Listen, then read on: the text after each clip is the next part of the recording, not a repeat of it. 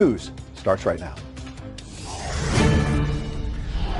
And we begin with breaking news, a live look at the House floor. Lawmakers planning to vote soon on a resolution that condemns anti-Semitism after a freshman Democrat's comments about Israel. That's what a senior House Democratic source tells Fox at this hour. But Speaker Nancy Pelosi says she feels confident that Congresswoman Ilhan Omar from Minnesota is not anti-Semitic. I don't think that that the Congresswoman is perhaps appreciate the full weight of how it was heard by other people, although I don't believe it was intended in any anti-Semitic way. But the fact is, if that's how it was interpreted, we have to remove all doubt. The Speaker added that the resolution also condemns other types of hate speech and will not include Congresswoman Omar's name. I thought the resolution should be enlarge the issue to anti-Semitism, anti-Islamophobia, etc., anti-white supremacist, and that it should not mention her name. Well, various Republicans, including Congressman Adam Kinzinger of Illinois, say they want the Congresswoman kicked off the House Foreign Affairs Committee. This is not your father's Democratic Party. If it was ever more obvious than today, I don't know when it was more obvious. They can't agree to condemn anti-Semitism. Now, last week, Congresswoman Omar said Israel supporters are pushing for allegiance to a foreign country. She says that she is not anti-Semitic. Let's go live to our chief congressional correspondent, Mike Emanuel. He is reporting on Capitol Hill. Mike, what's happening this hour? Well, Ed, it's been a huge fight. Some suggesting this resolution should go further, others pushing to have it broadened. Here's a sample of some of the language. It reads, quote, that the House of Representatives condemns anti-Semitic acts and statements as hateful expressions of intolerance that are contradictory to the values that define the people of the United States. The resolution does not call out Minnesota Congresswoman Ilhan Omar, a freshman Democrat. Omar has insulted many of her colleagues with criticism of their support for Israel, suggesting they have dual loyalty, and much of it is all about the money. That's why some Democrats say this resolution is not enough. One of our colleagues invokes the classic anti-Semitic tropes, the anti-Semitic language, that Jews control the world, that Jews care only about money, that Jews cannot be loyal Americans if they also support Israel. This, too, must be condemned.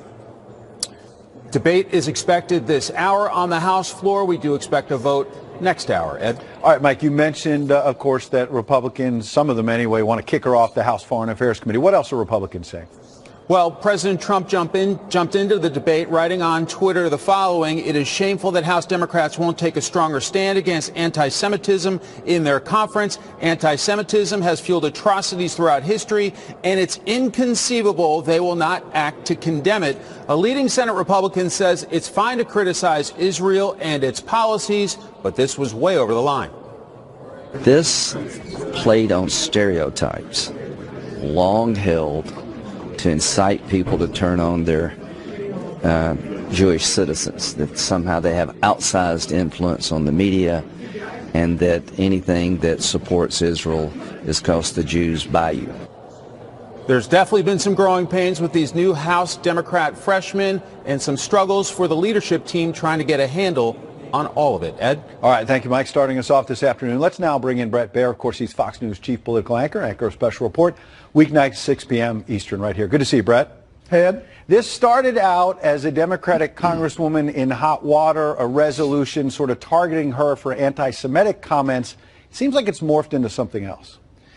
Well, it's bigger because every day another high-profile Democrat seems to step in it, trying to either defend it or to somehow paper over what this resolution is all about. Listen, it should be pretty simple to have an anti-Semitic resolution pass the House, but now it is anti-Semitic, anti-Islamic phobic, anti-hate overall. I think everybody's against hate, but it is much broader because they really don't know how to deal with it. You had Jen Schakowsky of Illinois saying we should not be talking about this in public. We shouldn't tweet about it.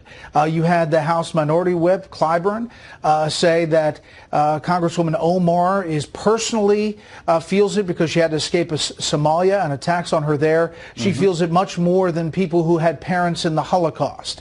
Now, to use that term to explain someone who has said things that are offensive to Jews seems like they're just stepping in it every day, and this is a big moment, kind of a turning point. You're right, and she had various Democrats, Congresswoman Omar, standing up for her, so much so that this resolution has been watered down. Now, we should not paper over that Republicans have had their problems. Steve King, of course, was targeted just a few weeks ago for his controversial comments, but it seemed to me that debate was about him. It was not broadened out. And as I read this resolution they're going to vote on, to your point, Brett, among other things, it says, whereas whether from the political right, center, or left, bigotry, discrimination, oppression, racism is all bad. We should agree it's all bad. But why in this case is all of a sudden it's about the left, center, and right when this is a Democratic congresswoman?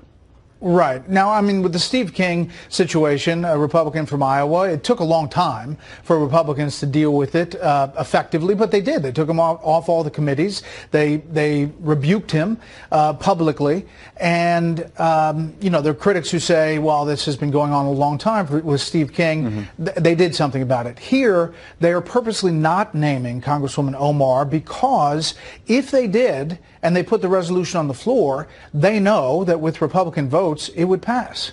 And Nancy Pelosi doesn't want to put that on the floor because of the old Hastert rule, and that is the majority would not be the majority in this vote, despite the fact that there would be a hunger to say something about her comments. Not one, not two, but now 3 comments. Sure. Now, Brett, more broadly, when President Trump had Infrastructure Week and kind of stepped on that with tweets and other things, where Democrats had a field day, it seems to me this new House majority, they want to talk about jobs, health care. At least that's what they told the voters heading into the midterms. And now every other day they're either dealing with this controversy or Jerry Nadler and the 81 letters to Trump associates. What about the messaging from Democrats being stepped on by their own controversies?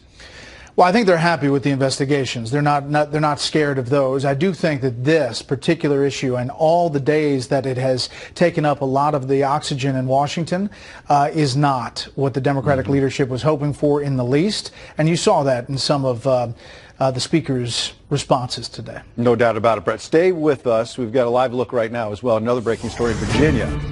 We're about to find out how much prison time former Trump campaign chair Paul Manafort will get for bank and tax fraud. Now, a federal judge is set to sentence Manafort less than a half hour from now. It's possible he could spend the rest of his life behind bars. Special counsel Robert Mueller has recommended up to 24 years in prison for the 70-year-old Manafort. It's ultimately up to the judge, though. The maximum possible sentence is 80 years total. Prosecutors say that Manafort brazenly and repeatedly broke the law for over a decade. Illegal lobbying for pro-Russian politicians in the Ukraine, hiding millions of dollars he made in overseas bank accounts, and lying to U.S. banks in order to get massive loans. Now, Manafort originally struck a plea deal with Mueller, agreed to cooperate in the Russia probe, but it fell apart when Mueller accused Manafort of lying to his investigators, the FBI, and a grand jury. Here's the breakdown of today's sentencing. Manafort could get up to 15 years for 5 counts of lying on his tax returns. He's facing another 5 years for hiding money overseas. 2 counts of bank fraud. That means Manafort is looking at up to 30 years in prison for each of those counts. Now, Manafort's legal team is asking the judge to go easy on him, claiming that Manafort is truly remorseful. This is his first sentencing hearing. He has another one just days from now in Washington, D.C., which could tack on an additional 10 years of prison time. Let's bring back Brett. Brett, a few moments ago, we saw his attorneys arriving. Manafort's wife has arrived as well. It's interesting. In recent appearances, we've seen him in a wheelchair, and health, as well as age, could be a factor in this judge knocking down the prison time. Yeah, I mean, let's be honest. He's 70, and if they go with the recommendation of 19 and a half years, I mean, that's essentially a life sentence as is, let alone all the other charges and potential to go up from there. And also remember, as you point out, this is bank and tax fraud charges. This does not have to do with his time as chairman of the Trump campaign chairman. It doesn't touch any of that. But next week, the sentencing on Thursday will deal with some of that, a different judge, a different court, and he's facing some serious jail time for both. So, as you say, this doesn't invoke President Trump's name. This is not about the campaign. It's about bank, tax fraud, all of that. But given the fact that he will be sentenced just days from now in Washington, as you rightly invoke the Mueller case, where do you think we are with all that? We're all on standby for the report to eventually come out. Yeah, I mean, we've said so many times it could be this week, it could be that week. I'm very hesitant to go down that road. Indications were that it's coming to an end. You know, there are some people in the field who believe that that they would finish the sentencing of Paul Manafort completely before the Mueller report came out, and they would wrap everything up with a bow, which potentially means, you know, Thursday of next week. But there's a chance that indictments come out tomorrow, as they sometimes do on Friday, and that's when the Mueller report drops as well. Either way, the process, as you know, Ed, starts with the Attorney General, and how much we're going to find out right away, I don't know. He makes that decision. And you rightly point out, we've been hearing since at least last fall that the report from Robert Mueller is coming out any day now. And it's still not here. Let's talk about Manafort in terms of the sentencing. Some legal experts are telling us that while, yeah, at the upper end here it could be 70 to 80 years, that in fact it's more likely, if you look at the sentencing guidelines, 19 to 24 years. As you noted a moment ago, 70 years old, that's still a very tough blow. But talk a little bit about Manafort and his problems. Well, listen, they went down this road with Manafort, and they found a lot of crime and criminal activity tied to his previous jobs, previous work before the Trump campaign. It opened up a whole different avenue for prosecutors to go down, and they successfully went after some of the charges. Some of the charges ended up in a hung jury, essentially, 10 of those counts, and the judge threw them out. But is facing a lot of jail time just on this, let alone next week. Paul Manafort is, you know, a shady character in the big picture of things because of all of his dealings in the past. But how much that translates to the Trump campaign, we have to wait and see. And is the potential for a pardon still on the table? We also have to wait and see. The president said he hasn't ruled anything out. Right. Last question, Brett. You're right to point out that this is not directly related to the Trump campaign, but he was the campaign chairman for a brief time and played a very important role at the Republican convention in 2016.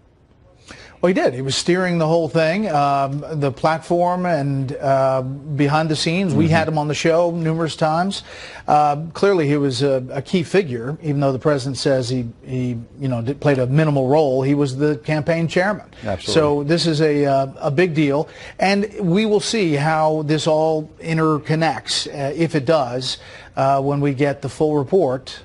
When and if we get it. Well, a busy night again on Special Report. Brett, we appreciate you spending a little time with us this afternoon dealing with all this breaking news. Good to see you. All right, Ed. All right, we will continue to watch for Paul Manafort's sentencing and that House vote on the anti-hate resolution throughout this hour live. But first, even more breaking news, a tense standoff as we teed up a moment ago. It's happening right now in Illinois. The police have a man cornered after they say he shot an officer. The breaking update, that's coming up next. A Fox urgent now. A massive manhunt is going on right now, a high-speed chase as well in Illinois, after police say a man shot a sheriff's deputy who was trying to arrest him. The shooting happened this morning at a hotel in Rockford, Illinois, about 80 miles north and west of Chicago. Our correspondent Mike Tobin is reporting live from our Midwest Bureau right now. Mike, this is not over just yet. It's still very tense. It is still very tense. The high-speed chase has developed into a standoff on the side of the road, and there's every indication that the suspect is inside his car, every indication that he is armed. The location where the car is off the side of the road is I-55, just outside of Lincoln, Illinois, about 160 miles southwest of Chicago, 160 miles almost due south of Rockford, Illinois, where the shooting took place. It turned into a high-speed chase when police spotted the suspect vehicle near Bloomington, Illinois. They raced down into Logan County, where the suspect's car spun out, and according to state police, it crashed. Multiple agencies are on the scene, including SWAT teams, tactical officers, and negotiation teams. The situation has been at a standstill now for hours. Traffic is blocked in both directions. The suspect has been identified as Floyd E. Brown from Central Illinois. The Great Lakes Regional Fugitive Apprehension Task Force came for him for a number of warrants from several counties, as well as a parole violation. The task force came on the scene at the Extended Stay America Hotel in Rockford, Illinois, almost due west of Chicago. Shots were fired inside the hotel. A woman, possibly with Brown, was shot. Shots were fired outside of the hotel, and a McHenry County Sheriff's deputy was hit. Anytime a law enforcement officer goes to execute a warrant, regardless of how minor, how major it is, there's a large factor of danger involved, of course. So in this case, they they approached an unknown, and sad to say, they came out on the bad end of the operation. And police say they did not return fire at the hotel, so every indication to them is that the woman was hit by a bullet fired from Brown's gun. Ed? Okay, and Mike, what do we know about the condition of that woman as well as the condition of the sheriff's deputy at this hour? The woman's injuries are said not to be life-threatening. I cannot, unfortunately, say the same for the McHenry County Sheriff's deputy. A while ago, I spoke with the chairman of the county who said that that deputy was in grave condition, that he was fighting for his life. It's possible there have been some developments, but we need to be very sensitive pending notification of the family. Yeah, absolutely, Mike. Appreciate that report. We'll get back to you if we learn more about his condition. Okay, we are also watching very closely. You see that courthouse in Alexandria, Virginia. That is a courthouse where Paul Manafort is facing his sentencing just moments from now. His attorneys have entered. His wife, Kathleen Manafort, is there as well to find out how long he will be spending in prison. We will be going there live as soon as that begins in just a few moments.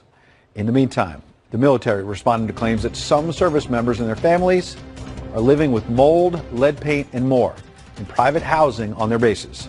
We are live at the Pentagon. Plus, President Trump's former lawyer and fixer Michael Cohen now suing the Trump Organization. All right, a lot of breaking news this hour. You see the House floor right there. They are getting ready for a vote on a resolution tied to controversial comment in Virginia. You see the courthouse right there. Paul Manafort is awaiting his fate. He will be sentenced by a federal judge just moments from now. Of course, he is the former Trump campaign chair. His wife, Kathleen, is there, arrived a few moments ago, as well as his legal team. One lawyer, when asked how the client is doing, said, "We are about to find out." We're about to find out as well. In the meanwhile, a Fox urgent, President Trump's former personal attorney and fixer, Michael Cohen, now suing the Trump Organization. He claims the company owes him nearly $2 million in legal fees. Laura Ingle is here with more. Laura, this story just keeps going. It does keep going. This is a 22-page complaint filed this afternoon in New York State Supreme Court, and it details a list of services Michael Cohen says he provided then citizen and later candidate and President Trump that he was never paid for. Cohen, who just finished a series of appearances before Congress where he called his former boss a racist, cheat, and con man, worked for the Trump Organization for more than a decade as his attorney. In a suit, Cohen claims that the company didn't hold up its end of their employment deal, stating in part, the Trump Organization agreed to compensate Mr. Cohen and to pay attorney's fees and costs incurred by Mr. Cohen in connection with various matters arising from Mr. Cohen's work with and on behalf of the organization. These matters included multiple congressional hearings, special counsel Robert Mueller's investigations, and others. Now, the suit outlines that the Trump Organization initially honored its compensation agreement, paying over $137,000 to Cohen's legal team in connection with his representation and defense of ongoing investigations and other matters, and allegedly promised the other half of his legal fees would be paid by the next day by the Trump campaign. Now, timing is clearly everything here. The Trump Organization stopped paying Cohen's legal fees in June of 2018, which was the same month that Cohen started telling people he was willing to cooperate with the special counsel's investigation and federal prosecutors in New York. Now, Cohen claims costs are still piling up, and as of today, he says the company owes him $1.9 million in legal fees and reimbursements. We have reached out to the Trump Organization for comment. They have not replied. Well, and Laura, this all started really, the rift over Stormy Daniels, and she's mentioned here as well. She is mentioned, and she's listed in the timeline of events laid out in the suit. In fact, on page 6, Cohen claims he paid adult film actress Stormy Daniels $130,000 in 2016 for her not to speak publicly about an alleged affair between Ms. Daniels and then candidate Trump using funds from a home equity line of credit, in addition to arranging a payment of $150,000 to Karen McDougal by the parent company of the National Enquirer to pay for her silence for an affair she claims she had with Mr. Trump. Now, Cohen is using both of this as an example of some of the work he has done for Mr. Trump, who has denied he had affairs with either women. All right, Laura Hingle, thanks for staying on top of that. Thank you. Meanwhile, 2 American soldiers killed in a vehicle crash in Kuwait. That's the word today from defense officials. They have identified the fallen heroes as Sergeant Holly Belinsky of Illinois and Specialist Jackson Johnson of Missouri.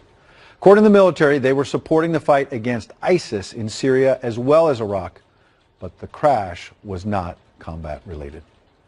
The military also unveiling a tenant Bill of Rights after a survey revealed some of our nation's heroes are still living in filthy conditions. I have felt the helplessness of a fellow Marine Corps spouse as she held her new baby and sobbed while we stood under a collapsing, moldy ceiling in her home at Camp Lejeune. I listened in horror as families at Camp Pendleton told of mice eating through pacifiers in their babies' cribs and electrical outlets catching fire due to wiring issues. Wow, just horrifying. Last month, military families testified on Capitol Hill that their private base housing has mold, lead paint, rats, as you heard there, mice, as well as roaches. Our national security correspondent Jennifer Griffin is reporting live from the Pentagon. Jennifer, you hear these details and they're simply sickening. Absolutely, Ed, and the hearing got very heated today as those accusations of toxic mold, lead, and rats in base housing overseen by private contractors who are behaving like slumlords. A Navy family had squirrels enter their attic through a hole in the roof. Soon after, the squirrels died and maggots dropped through their ceiling fan onto their bed. Furthermore, over the last 2.5 years, workers from the housing company visited this same home 52 times without ever bothering to examine the root cause of the problem. On top of all this, the housing company still charges his family $1,780 per month in BAH. Angry senators demanded answers from the Army, Navy, Air Force, and Marines how the military planned to make the private contractors who serve as base landlords account. What actions have you taken since that hearing? Why didn't you know about this and fix it before Congress had to step in?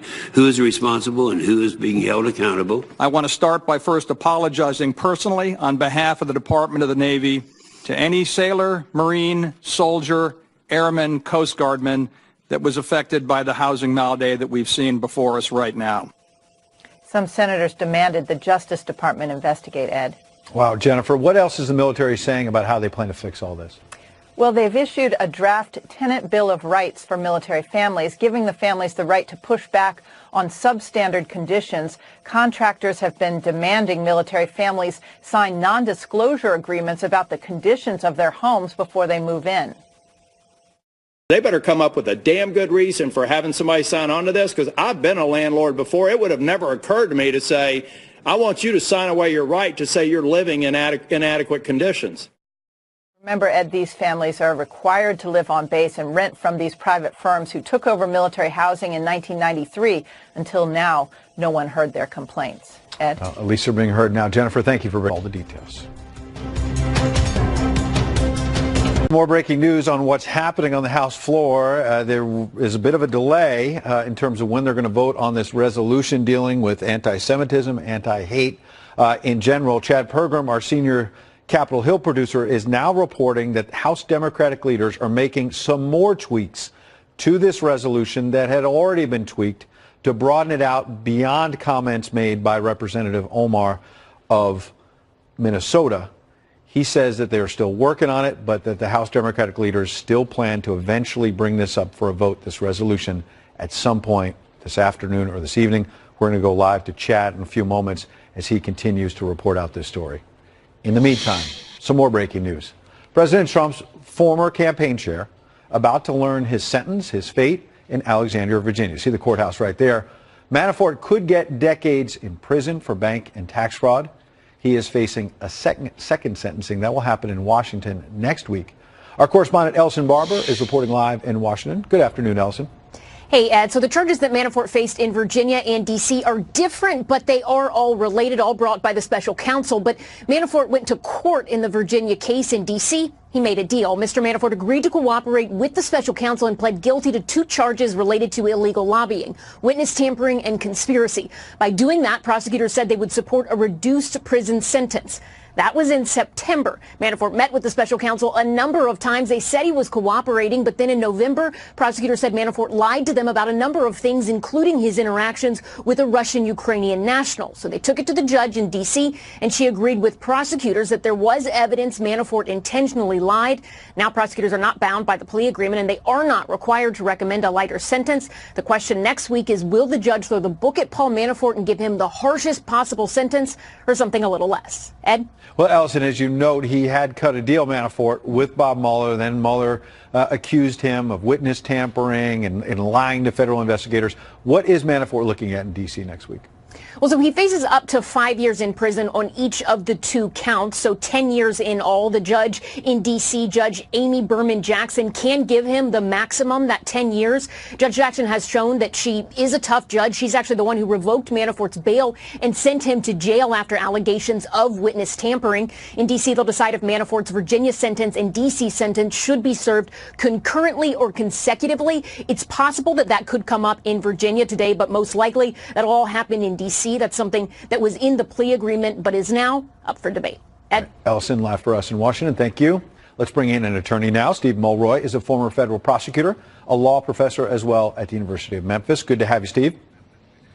Thank you. It's interesting because some people have been reporting this out as it could be up to 80 years in prison for Manafort, but other legal experts have said if you look closely at the federal sentencing guidelines, it really looks like more in the range of 19 to 25 years.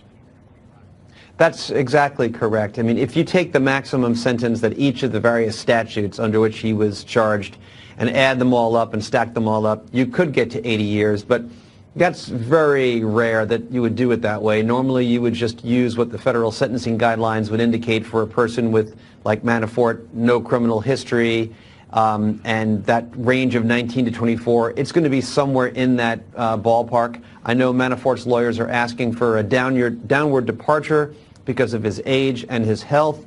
The judge may do that, but I think in general you're going to see something that revolves around that guideline range of 19 to 24 years. So Manafort's 70 years old. Obviously anything 19 years and beyond is going to be a rough sentence for him, plus what Ellison was reporting could be coming in Washington, D.C.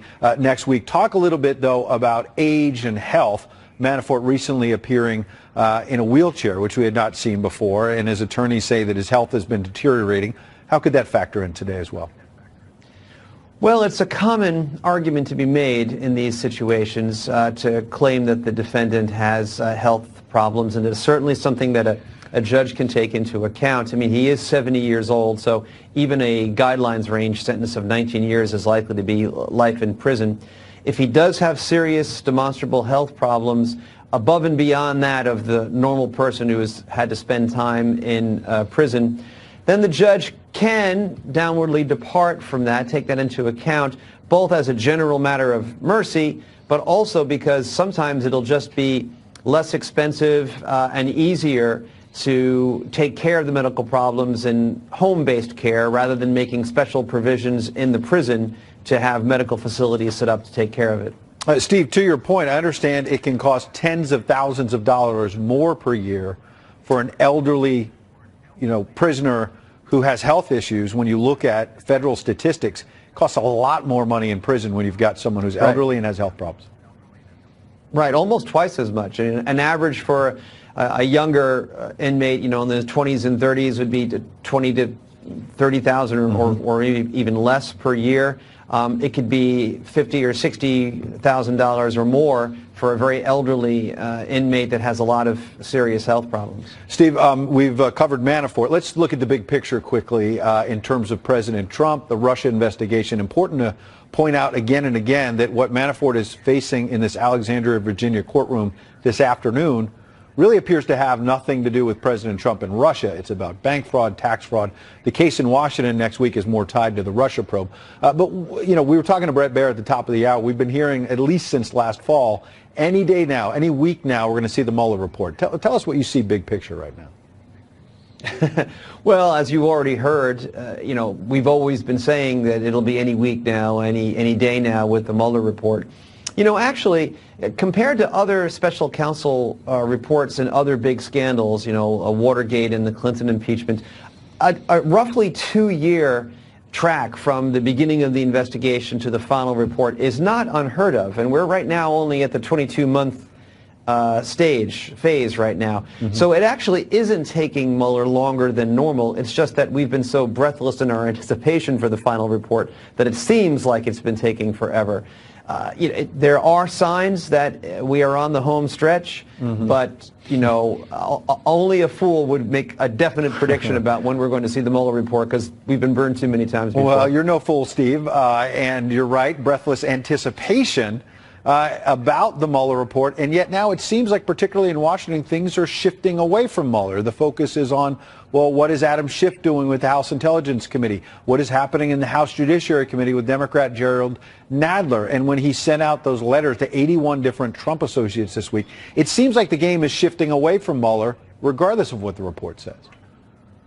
Well, I think that's a fair observation, and it's the natural consequence of the fact that last November the Democrats took the House. And now with a Democratic-controlled House, they're going to be more aggressive in their investigation. And, you know, really, that's not unusual. I mean, these kinds of things, you know, like with the Clinton and Nixon impeachment controversies, there are parallel tracks. There is the congressional investigation track, and there is the special prosecutor track.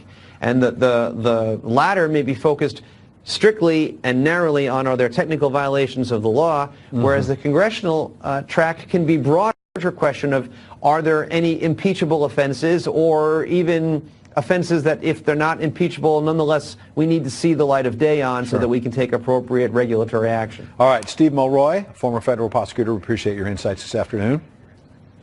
Thank you for having me. The man who will be dealing with the Mueller report is the Attorney General, William Barr. Well, he gave his first news conference today. He's working on other matters as the top official at the Justice Department. He announced charges against more than 225 people who he says scammed senior citizens out of some of their money. The Justice Department reports it is the largest ever crackdown on elder fraud schemes in America. And Barr even said some scammers used him as the lure, telling people if they wired money, he would somehow help get them government grant funds.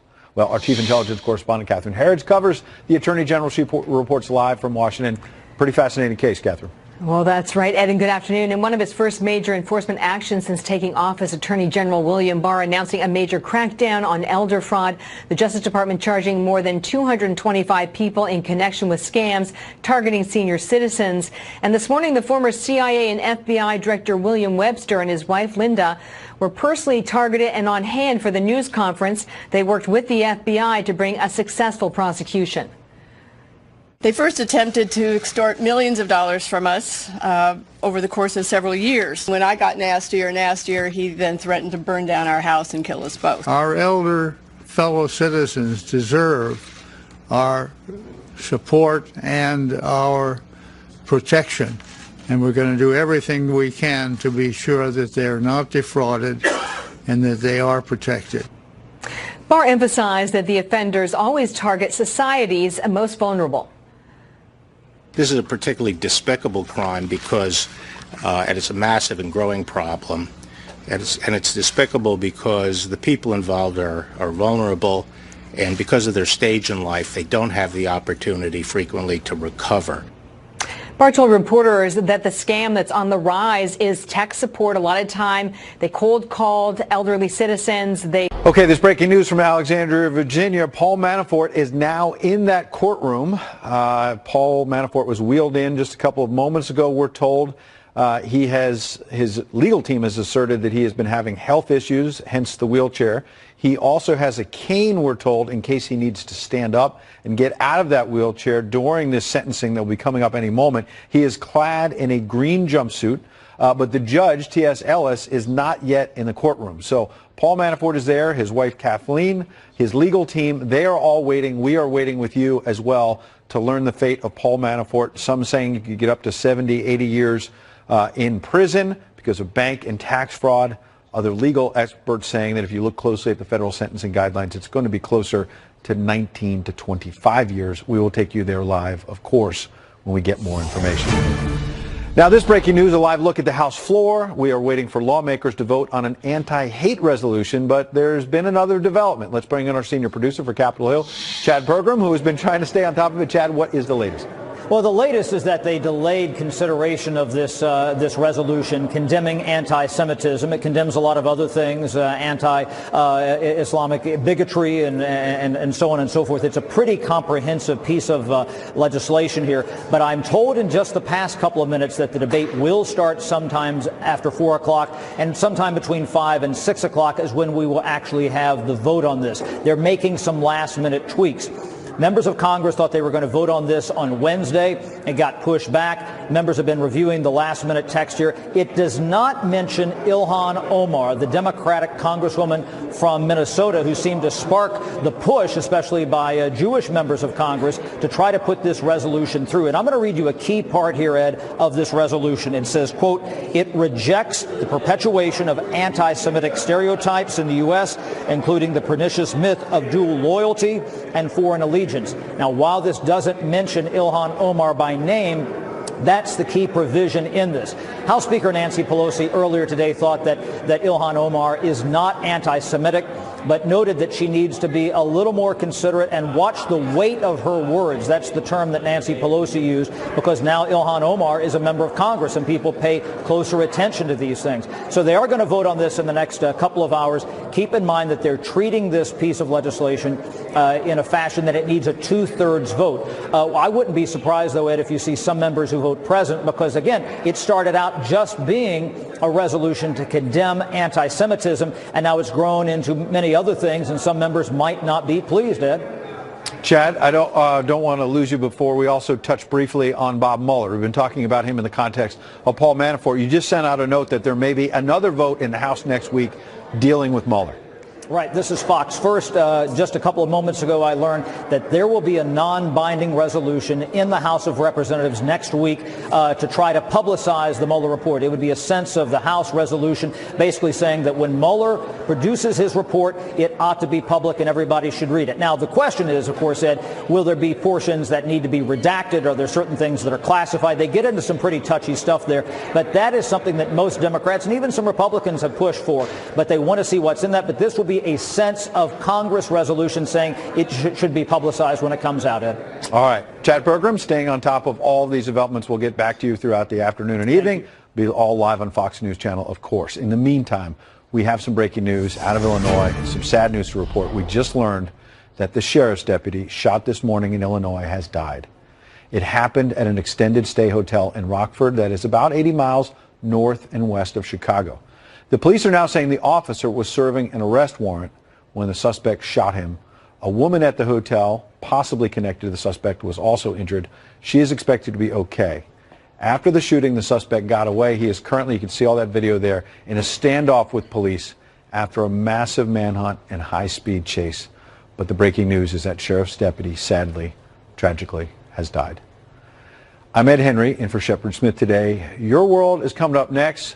Charles Payne will be in for a question of, are there any impeachable offenses or even offenses that if they're not impeachable, nonetheless, we need to see the light of day on so that we can take appropriate regulatory action. All right, Steve Mulroy, former federal prosecutor, we appreciate your insights this afternoon.